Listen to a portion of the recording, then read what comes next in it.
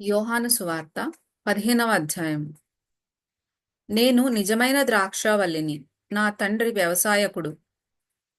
నాలో ఫలింపని ప్రతి తీగను ఆయన తీసి పారవేయును. ఫలించు ప్రతి తీగె మరి ఎక్కువగా ఫలింపవలెనని దానిలోని పనికిరాని తీగలను తీసివేయును. నేను మీతో చెప్పిన మాటను బట్టి మీరిప్పుడు పవిత్రులై ఉన్నారు. నా యందు నిలిచియుండుడి, మీ యందు నేనును నిలిచియుందును. తీగ ద్రాక్షావల్లిలో నిలిచి ఉంటేనే గాని తనంతట తానే ఎలాగు ఫలింపదో, అలాగే నా యందు నిలిచి ఉంటేనే గాని మీరును ఫలింపరు. ద్రాక్షావల్లిని నేను, తీగెలు మీరు. ఎవడు నా యందు నిలిచియుండునో, నేను ఎవని యందు నిలిచియుందునో వాడు బహుగా ఫలించును. నాకు వేరుగా ఉండి మీరేమియూ చేయలేరు. ఎవడైనను నా యందు నిలిచి ఉండని ఎడల వాడు తీగె వలె బయట పారవేయబడి ఎండిపోవును. మనుషులు అట్టి వాటిని పోగు చేసి అగ్నిలో పారవేతురు, అవి కాలిపోవును. నా యందు మీరును మీ యందు నా మాటలును నిలిచి ఉండిన ఎడల మీకేది ఇష్టమో అడుగుడి, అది మీకు అనుగ్రహింపబడును. మీరు బహుగా ఫలించుట వలన నా తండ్రి మహిమపరచబడును. ఇందువలన మీరు నా శిష్యులగుదురు. తండ్రి నన్ను ఏలాగు ప్రేమించెనో నేనును మిమ్మును అలాగు ప్రేమించితిని. నా ప్రేమ యందు నిలిచియుండుడి. నేను నా తండ్రి ఆజ్ఞలు గైకొని ఆయన ప్రేమ యందు నిలిచియున్న ప్రకారము మీరును నా ఆజ్ఞలు గైకొనిన ఎడల నా ప్రేమ యందు నిలిచియుందురు. మీ యందు నా సంతోషము ఉండవలెననియు మీ సంతోషము పరిపూర్ణము కావలెననియు ఈ సంగతులు మీతో చెప్పుచున్నాను. నేను మిమ్మును ప్రేమించిన ప్రకారము మీరొకరినొకడు ప్రేమింపవలెననుటయే నా ఆజ్ఞ. తన స్నేహితుల కొరకు తన ప్రాణము పెట్టువాని కంటే ఎక్కువైన ప్రేమ గలవాడెవడునూ లేడు. నేను మీకు ఆజ్ఞాపించు వాటిని చేసిన ఎడల మీరు నా స్నేహితులై యుందురు. దాసుడు తన యజమానుడు చేయు దానిని ఎరుగడు గనుక ఇక మిమ్మును దాసులని పిలువక స్నేహితులని పిలుచుచున్నాను.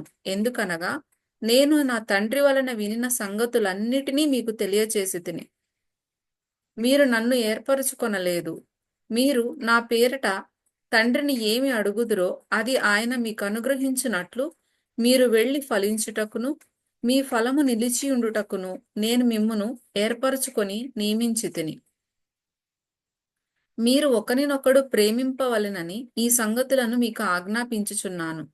లోకము మిమ్మును ద్వేషించిన ఎడల మీకంటే ముందుగా నన్ను ద్వేషించెనని మీరెరుగుదురు.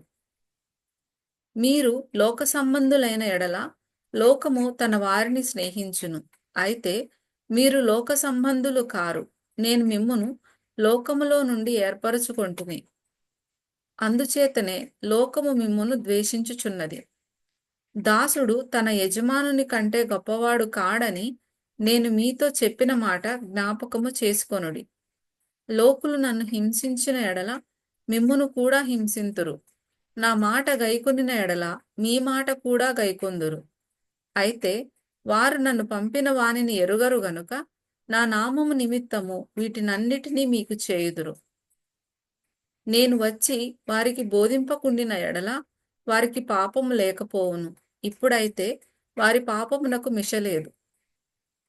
నన్ను ద్వేషించువాడు నా తండ్రిని కూడా ద్వేషించుచున్నాడు.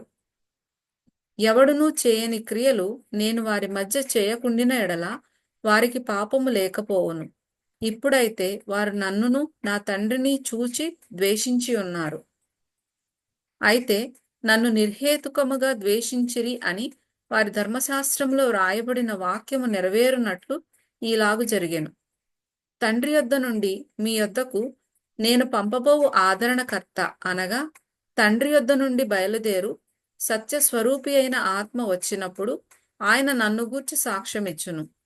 మీరు మొదట నుండి నా యొద్ద ఉన్నవారు గనుక మీరును సాక్ష్యమిత్తురు.